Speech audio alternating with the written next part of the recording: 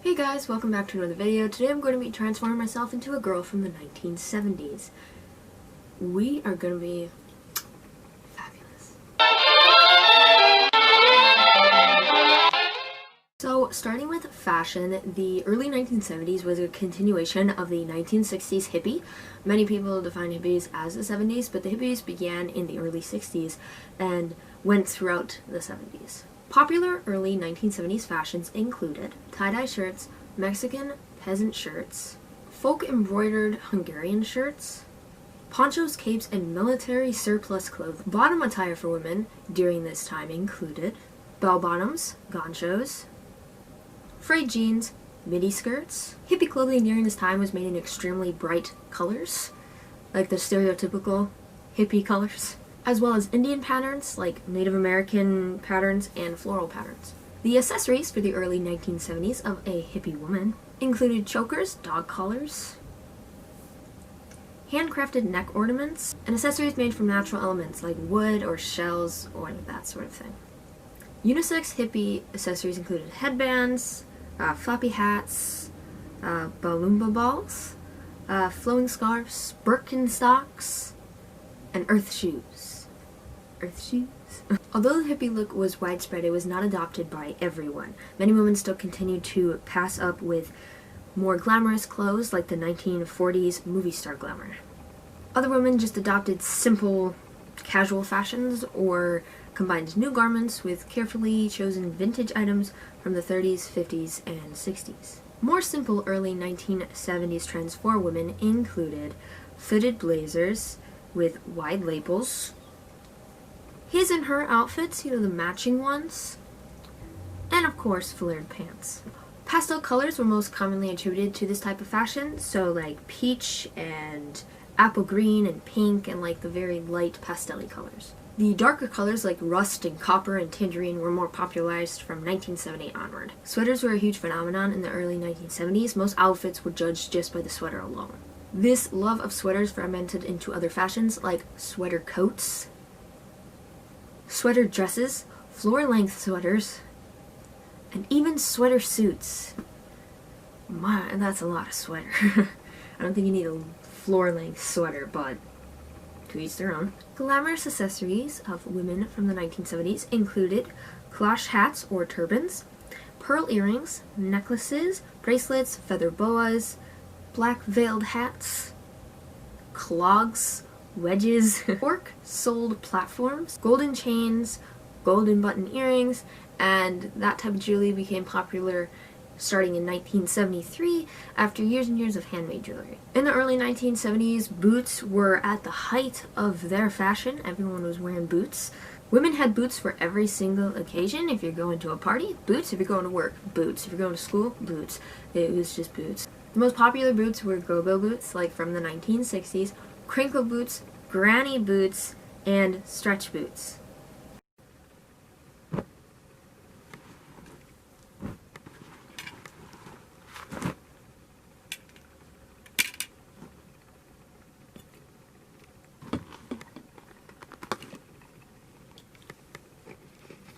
So, here is the final look. We'll start from the bottom and go to the top. So, on my feet, I am wearing disco shoes. Now, of course, the rest of the outfit is more hippie, and disco was later 70s, but they were very 70s, and I got them from my dad. They were from a costume, because he went to a costume party dressed with the afro and the disco outfit, and so I thought I'd just put them on because we're going back in time, and I won't have a chance to wear them again. They're way too big for my feet. When it comes to the pants, I'm wearing like a legging type material, which is not accurate to the time, but they are bell bottoms in style. The cuff around my ankle is very wide, and I thought they would be perfect for the 70s, and they're a weird 70s style color. When it comes to the shirt I'm wearing, it's actually a dress, but I tucked it into my pants. But it's very, I don't know how to say what it looks like. It's very peasant blousey, but not really. It just got the 70s vibe to it, and the sleeves have little frillies on it, and I just like it. On top of that, I'm wearing a cowboy vest with the frillies. These were actually popular. The frills were more near the bottom of these type of like coats or jackets and stuff. But, you know, it's still fabulous. On top of that, I have a peace sign necklace because you gotta be stereotypical in this house. And I have sunglasses. Ray-Bans were popular during this time, and so were aviators. Aviators that were polarized were more popular. I believe these are just sunglasses, so they don't have the awesome polarization, but I still think they look pretty damn good. Don't you think? I think so. Throughout much of the decade, women and teenage girls wore their hair long with center part, so it's long, straight, and center parted. Other popular hairstyles during the early to mid-1970s included the wavy gypsy cut, the layered shag, and the flicked style, popularly referred to as wings. In the 1970s, making one of the most popular hairstyles of the time was not a hard thing to do. You had afros, which, if you were black or Jewish and you had that kind of hair, you just wore your hair short and then just woo! And feathered hair, which was the Farrah Fawcett hairstyle. These were said to be perfect if you were on the go and didn't have time to like do your hair. They were very quick, easy, and kept your style. To make it even more stylish, women and girls would frost their hair with blonde streaks like cool people. Specific trends of the time were long and straight, you know, just stereotypical long and straight hair. Hair flowers, you know, hey, and guess what? Guess what? Crimped hair. I told you, it comes back. It comes back at the beginning of every decade.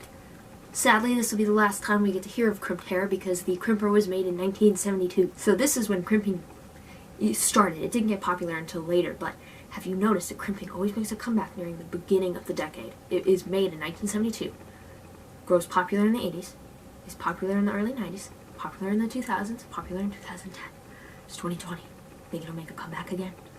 I think it's just meant to be. Crimping just appears. I really want to get a crimper. I need to buy a crimper. Even if I don't do it in this video, I just need one. To be like, I just need it. Now, for the hair, what I was going to do was straighten it out. I was going to do, well, originally I was going to do the shag, but you actually need to cut your hair for that, and they suggested not doing that with curly hair. So I have a problem. And afro, I can't do. And I could straighten my hair, but my hair looks really good today. Just saying. And so I'm going to leave it how it is. Is this accurate to the time? No, it's not. But when I've dressed as the 70s, I normally just leave my hair how it is. It's got more of an 80s vibe to it, but I'm too lazy to change it. If you want to get a 70s style, just straighten your hair, or you could do one of the styles that I mentioned, but for me, I'm just going to stay like this. Cosmetics in the 1970s reflected the contradictory roles ascribed for the modern woman. For the first time since 1900, makeup was chosen situationally. The era's two primary makeup looks are the everyday natural look, shown by like American magazines and just like, you know, your natural beauty.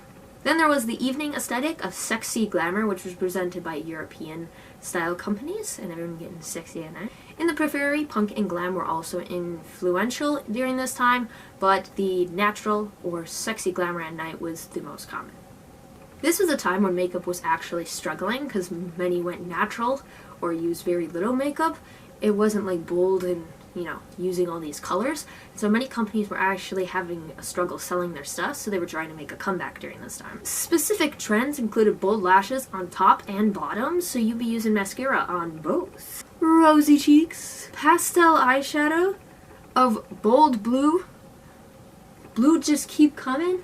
Every decade we've done so far, blue eyeshadow has been popular. Blue's a great color. If you love blue, you'll be able to dress in any decade you want. And sheer lips, so they aren't talking like bold matte lipsticks. You're going very plain, maybe some gloss on there, but that's about it.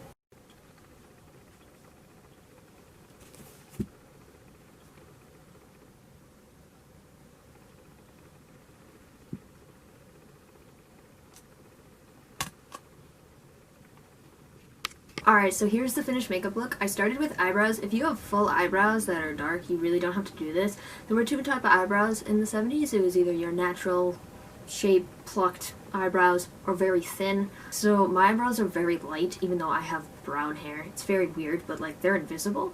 Luckily my bangs hide my invisible bangs, but I drew them in. I normally don't do that, but that way you can actually see them. If you have normal thick eyebrows, well, you don't have to do this step, but if you have eyebrows like mine, well, then you might have to. After that, I did blue eyeshadow, which was quite popular during the time. I think I should have gone with a darker blue, as it was a bolder blue, not like a frosty color, but more of a dark one. I kind of went middle ground. It's not bad, but it's not great. Then, after that, I tried to do mascara. Now, the top was fine. I've done top mascara, you know, a ton of times. But when I tried to do the bottom, I got in my eye, and it made it look like I was crying. So that's always fun. So I washed it off. If you can do it well, then go you. I can't. Maybe next time I dress as a 70s woman, I'll fix it. Then for lips, you're supposed to leave them sheer, but I put lipstick on. I don't know if it's obvious, probably is, because my lips look like shit, because I have anxiety. Yay! So this is the full face. You could have gone with blush as well, but I thought it was a little too much, especially if you're wearing awesome glasses. No one's going to see your eyes anyway, but you know, who cares? Just go ahead and do it. Alright guys, this is the end of the video. I really hope you enjoyed. If you did transform yourself into the 1970s, my Instagram is down below. Send me a message with your look. I'd love to see it because, you know, that way we're all transforming together. And I have a cousin who's really into the 70s, like hippie. So I bet if I sent him a picture, he'd be real giddy about this. Now, most people, when they think of hippies, they think of the 1960s, which is true because they started in the early 60s, but they did go into the 70s. I could have gone with a more like contemporary 70s look. I went stereotypical hippie, which is fine, but I do have 70s style, you know, type shirt, the bell-bottom pants, and that sort of thing. I got disco shoes, which don't fit the outfit, but we're wearing them because they have fish in the bottom, and that's all that matters. So this would be more 60s, I think, but for 60s, I have an entire outfit for that. So we're going early 70s, and hippies were still around, so it technically still counts. Just saying. I hope you guys enjoyed. I will see you on Thursday with another True Crime Thursday, and the following Monday with whatever I decide to post. Alright, I'll see you later, guys. I gotta get out of my shoes. Bye.